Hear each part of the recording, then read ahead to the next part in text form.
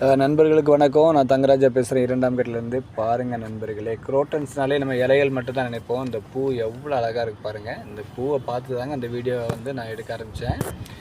இது என்னோடய வீட்டில் இல்லை, எங்கள் மேடம் வீட்டில் இருக்குது. இது எல்லாமே நானே பாட்டிங் பண்ணது. இந்த இலைகளில் இருக்க கலரை பாருங்கள், பயங்கரமான ஒரு அட்ராக்ஷனுங்க. இலையும் ரொம்ப சூப்பராக இருக்குது. அது மட்டும் இல்லை, இந்த பூ தான் எனக்கு ரொம்ப மனசை கவர்ந்துன்னு சொல்லலாம். இந்த பூவுக்காக தான் இந்த வீடியோவே. பார்த்திங்கன்னா பக்கத்தில் இந்த துளசியெல்லாம் நான் தானாக வந்தது, நான் வச்சது பக்கத்தில் அவ்வளோ அருமையாக நிற்கிது. ரொம்ப சூப்பராக இருக்குது பாருங்கள். இந்த இலைகளும் ரொம்ப அழகாக இருக்குது. அது மட்டும் இல்லை, இந்த பூக்களும் ரொம்ப அழகாக இருக்குது. நம்ம எல்லாம் குரோட்டன்ஸ் அழகுக்காக தான் வைப்போம். அதுவும் இந்த மாதிரி பூக்கள் அதிகமாக நிறைய பேர் வீட்டில் பூக்காது, வெறும் இலைகள் மட்டும்தான் இருக்கும். இங்கே பூவும் பூத்துருக்கு. எனக்கு அதனால தான் ரொம்ப ஹாப்பியாக இந்த வீடியோ ஷேர் பண்ணுறேன்.